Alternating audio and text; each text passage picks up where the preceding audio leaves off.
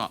ദിലീപ്, ഒരുപക്ഷെ ഓർക്കാപ്പുറത്തല്ലെങ്കിൽ പോലും ഈ അപകടകരമായ അമേരിക്കയുടെ നീക്കം വല്ലാത്തൊരു ഉത്കണ്ഠയാണ് ലോകരാജ്യങ്ങളിൽ ഉണ്ടാക്കിയിരിക്കുന്നത് എന്ന കാര്യത്തിൽ സംശയമില്ല.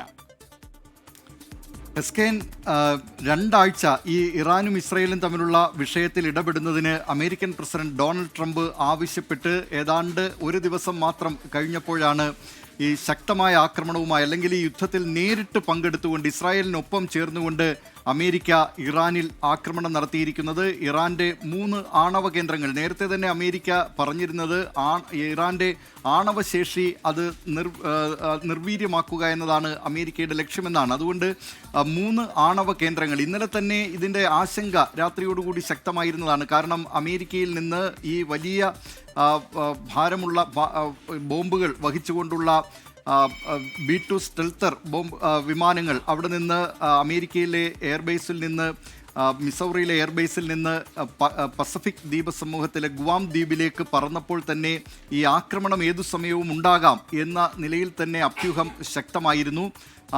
ആ നിലയിൽ തന്നെ അമേരിക്ക ഈ 3 പ്രധാനപ്പെട്ട ആണവ കേന്ദ്രങ്ങൾ, ഇറാനിലെ ഫോർദോ, നതാൻസ്, എസ്ഫാഹൻ, ഈ 3 ആണവ കേന്ദ്രങ്ങൾ, ഇതിൽ എസ്ഫാഹനിൽ ഇതിപ്പോൾ ഇസ്രായേൽ നേരത്തെ ഒരു ആക്രമണം നടത്തിയിരുന്നതാണ്. 2ാം തവണയാണ് ഈ ആക്രമണം നടത്തുന്നത്. പക്ഷേ ഇറാനിലെ ആണവ കേന്ദ്രങ്ങളുടെ ഒരു പ്രധാനപ്പെട്ട ഘടന അല്ലെങ്കിൽ പ്രധാനപ്പെട്ട സവിശേഷത, അത് ലോകത്തെല്ലായിടവും ആ നിലയിൽ തന്നെയാണ് ആണവ കേന്ദ്രങ്ങൾ. അതായത് ഭൂമിക്കടിയിലായിരിക്കും അതിൻ്റെ കമാൻഡ് ആൻഡ് കൺട്രോൾ സംവിധാനമുള്ളത്. വലിയ മലയ്ക്ക് താഴെ അവിടെയാണ് ഈ ഇറാൻ്റെ ഈ പ്രധാനപ്പെട്ട ഈ 3 ആണവ കേന്ദ്രങ്ങളുടെ കമാൻഡ് ആൻഡ് കൺട്രോൾ സംവിധാനമുള്ളത്.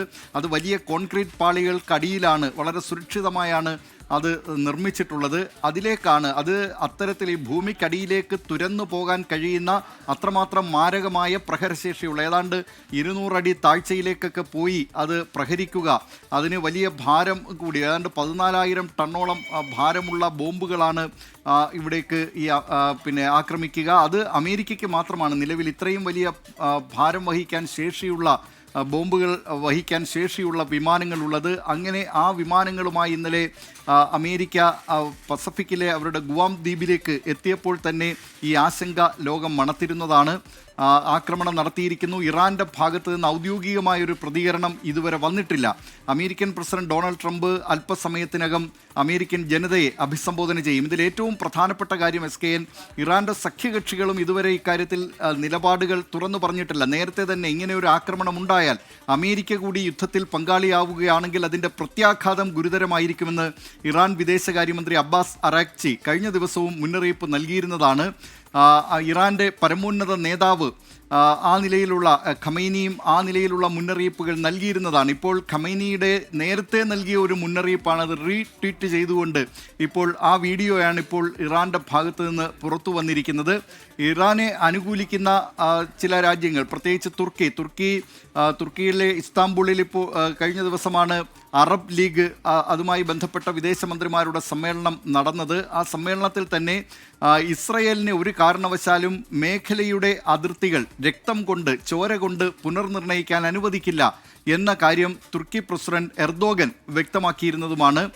അതുകൊണ്ട് ഈ രാജ്യങ്ങളൊക്കെ ഇനി എന്ത് നിലപാട് സ്വീകരിക്കുമെന്നത് കണ്ടറിയേണ്ടിയിരിക്കുന്നു. ചില ഭീകര സംഘടനകളുടെയൊക്കെ പിന്തുണ ഇറാനുണ്ട്. പ്രത്യേകിച്ച് ഈ ഇസ്രയേലുമായുള്ള ഹമാസിൻ്റെ ആ സംഘർഷത്തിനെ തുടർന്ന്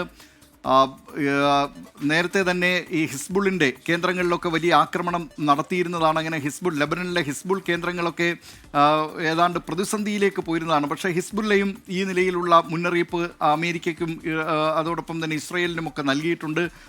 യമനിലെ ഹൂതികളുടെ ഭാഗത്തു നിന്നുള്ള മുന്നറിയിപ്പ്, ചെങ്കടൽ അവർ ഒരു പോർമുഖമായി മാറ്റും. അവിടെ ചരക്ക് കപ്പലുകൾക്കെതിരെ, ഇറാനെ ആക്രമിക്കുന്ന രാജ്യങ്ങളുടെ ചരക്ക് കപ്പലുകൾക്കെതിരായ ആക്രമണം ശക്തമാക്കുമെന്നാണ് യമനിലെ ഹൂതികൾ അറിയിച്ചിട്ടുള്ളത്. അങ്ങനെ ആ നിലയിലുള്ള ചില മുന്നറിയിപ്പുകളുണ്ട്. ഇറാനെ സംബന്ധിച്ച് ഇറാൻ ഹോർമുസ് കടലിടുക്ക്, അത് വളരെ പ്രധാനപ്പെട്ട ഒരു കടലിടുക്കാണ്.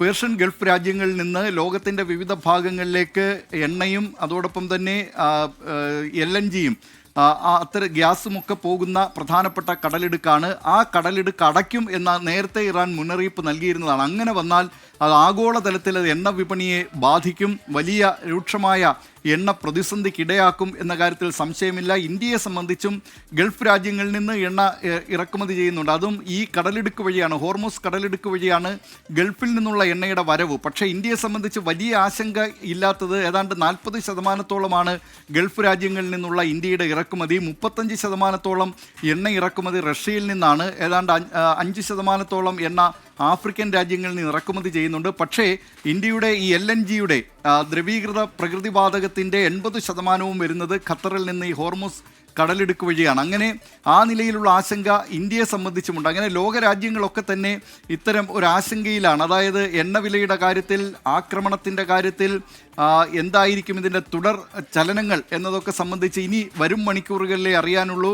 പ്രവചനാതീതമായിരിക്കുമെന്ന മുന്നറിയിപ്പാണ് നേരത്തെ അല്പസമയം മുമ്പ് 24നോട് സംസാരിച്ച മുൻ സ്ഥാനപതി, മുൻ നയതന്ത്രജ്ഞൻ TP ശ്രീനിവാസൻ നൽകിയിട്ടുള്ളത്. അങ്ങനെ ആ നിലയിൽ നയതന്ത്ര ലോകമടക്കം വിദേശ നിരീക്ഷകരടക്കം എല്ലാവരും ഉറ്റുനോക്കുകയാണ് ഇനി തുടർ നടപടികൾ എന്തായിരിക്കുമെന്നത്. SK